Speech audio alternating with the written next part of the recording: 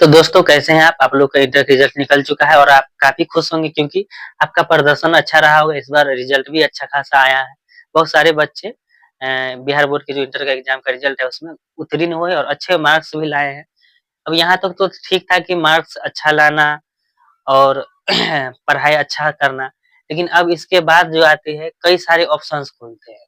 ये ऐसा मतलब कि ज़िंदगी का एक ऐसा अभी रास्ते पे आकर खड़ा हो चुके हैं जहाँ पर कई सारे रास्ता मतलब दिखाई दे रहा है, लेकिन समझ नहीं आ रहा है कि किस रास्ते पर चलने के बाद हम उस मंजिल पे पहुँचेंगे कि नहीं पहुँचेंगे।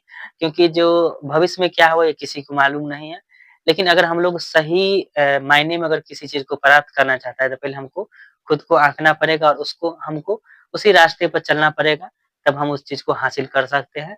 नहीं तो देखा-देखी में अगर कोई दोस्त मेरा इंजीनियर बनना चाह रहा है, तो मैं भी इंजीनियरिंग में नाम लिखा लेता हूँ। कोई दोस्त मेरा डॉक्टर बनना चाहता है, मैं भी डॉक्टरी में नाम लिखा लेता हूँ। कोई दोस्त मेरा होटल मैनेजमेंट कर रहा है, तो मैं भी होटल मैनेजमेंट कर लेता हूँ। अगर ये सब करते हैं, तो ये सबसे बड़ी मिस्टेक है। ज़िंदगी को आपको अच्छी से अच्छी जैसे आपका 12th तक काफ़ी अच्छा प्रदर्शन रहा है।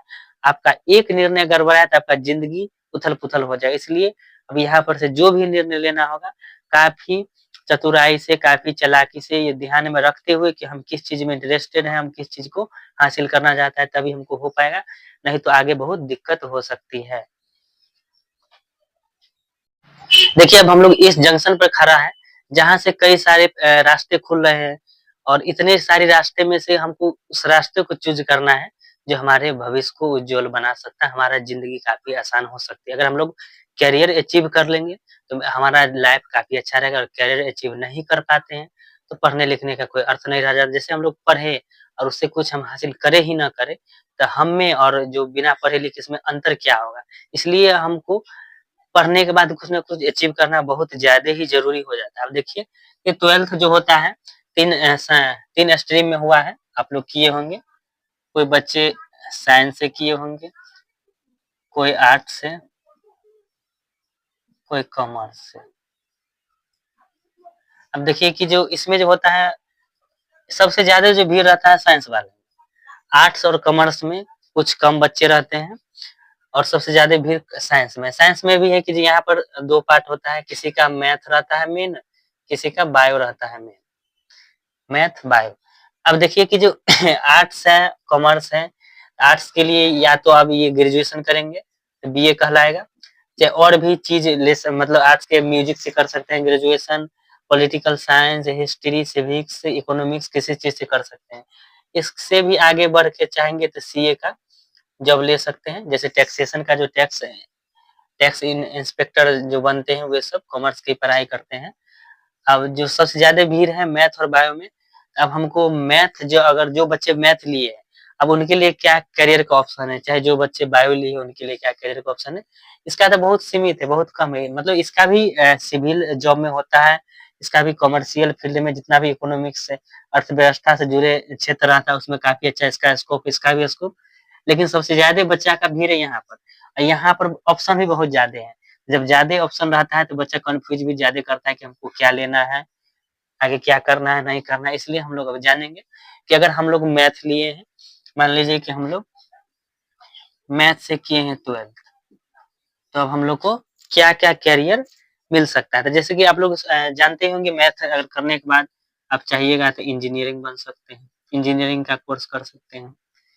सुने होंगे कि अक्सर बच्चे आईआईटी, चाहे आईटीआई, चाहे जेईई मेंस, जेईई ये सब सुने होंगे। तो इंजीनियरिंग में क्या होता है कि जी बीई या बीटेक कर सकते हैं, बैचलर ऑफ इंजीनियरिंग या बैचलर ऑफ टेक्नोलॉजी इंजीन उसके बाद बीआर्क आर्किटेक्चर का हो सकता है। चाहे एक भी एगो नया कोर्स चल रहा है इंटीग्रेटेड बीएससी, इसको समझिए इंटीग्रेटेड बीएससी चाहे इंटीग्रेटेड बीए चाहे इंटीग्रेटेड कॉमर्स से भी हो सकता है। ये जो है अब 4 वर्ष का हो चुका है। एक तरह से ग्रेजुएशन की इक्विवेलेंस डिग्री है जो 4 वर्ष का हो चुका है और जब 4 वर्षों का हुआ है, यहाँ से आसानी होता है कि जो इसका जो मान्यता 1 साल जो 3 साल का ग्रेजुएशन पहले होता था, इसमें जो 1 ईयर एक्स्ट्रा है, इसको बीएड के समकक्ष किया गया। मतलब बीएड की तरह। अगर आप चाहेंगे इसके बाद बी इंटीग्रेटेड बीएससी के बाद आपको बीएड करना चाहेंगे, तो आपको मात्र 1 साल बीएड करना पड़ेगा। मतलब बीएड पहले क्या होता था कि 3 साल ग्रेजुएशन फिर 2 साल बीएड, अब वो नहीं रहा। एंट्रेंस देके आप इंटीग्रेटेड बीएससी कीजिए 4 वर्षीय कोर्स, इसके बाद 1 साल में बीएड कर लीजिए, उसके बाद सीटेट निकालने के बाद टीचिंग में आसानी से आप लोग आ सकते हैं।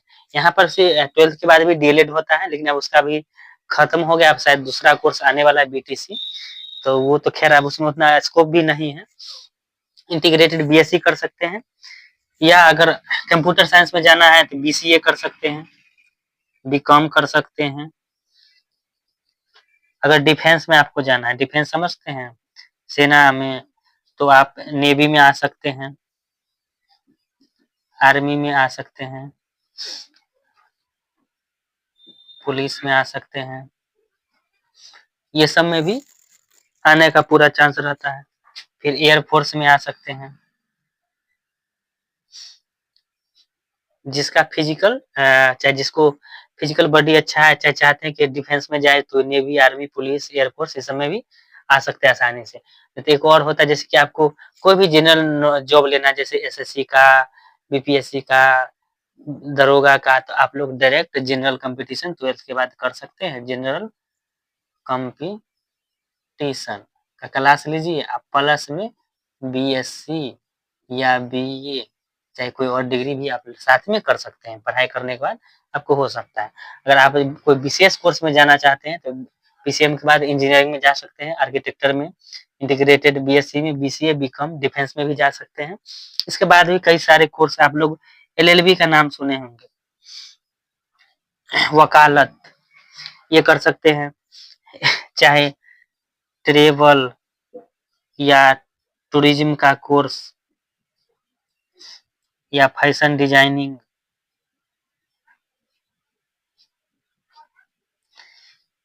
इसके अलावा आप लोग जर्नलिज्म का भी कोर्स कर सकते हैं। टीवी एंकर जो होता है, मीडिया एंटरटेनमेंट का कोर्स कर सकते हैं, रेडियो एंड टीवी का कोर्स कर सकते हैं, रेडियो जॉकी का कोर्स कर सकते हैं। चाहिएगा तो आप लोग अगर मॉडल बनना चाहता है तो उसके लिए भी मॉडलिंग कर सकते हैं। काफी सारे, लेकिन मॉडलिंग में जो आपको फिजिकल और मेंटली दोनों काफी मजबूत होना पड़ेगा, नहीं तो उसमें काफी कम स्कोप है, बहुत ज्यादा भीड़ है। यही सब काफी बेहतर रहेगा। अब हम लोग जानेंगे कि बायोलॉजी के बाद हम लोग क्या करेंगे। अभी जस्ट हम लोग जाने हैं कि जो मैथ्स लेने के बाद हम लोग क्या करियर ऑप्शन रख सकते हैं। अब हम लोग जानेंगे अगर हम लोग बायोलॉजी से 12th किए तो क्या करियर रह सकता है। एक तो तभी हम बताए थे कि जो बीएससी इंटीग्रेटेड हो सकता है। उसके अलावा आप एमबीबीएस का जो डॉक्टरी लाइन का हुआ, आयुर्वेद से कर सकते हैं, चाहे होम्योपैथ से, चाहे अंग्रेजी से।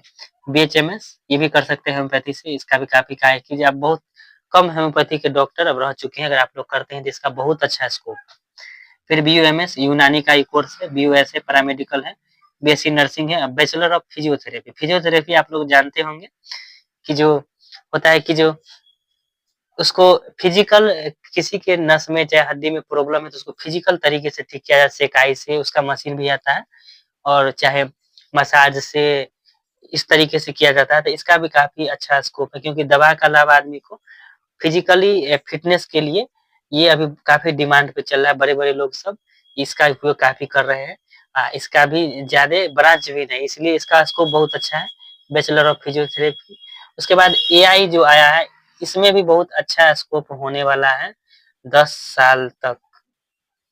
अगर अगले 10 साल के अंदर में कोई एआई की फील्ड में जाना चाहता है तो बहुत अच्छा स्कोप है, क्योंकि सारा चीज एआई बेस्ड हो रहा है, और हमको उस एआई का नॉलेज रहना बहुत ज्यादा जरूरी है। इसलिए आप लोग एआई से रिलेटेड भी कोर्स कर सकते हैं, इंजीनियरिंग की फील्ड में आ जाएगा। उसके बाद आप लोग सीएस का नाम सुनेंगे, कंप्यूटर साइंस, चाहे सॉफ्टवेयर डेवलपमेंट, चाहे मैकेनिकल डेवलपमेंट, ये सभी कोर्स कर सकते हैं। बायोलॉजी करने के बाद डॉक्टर में काफी अच्छा उम्मीद रहता है। बीएससी नर्सिंग में चाहे पैरामेडिकल से मिल लीजिए, किसी भी फील्ड में, जीएनएम, एएनएम, इससे में भी जाने में अच्छा रहता है।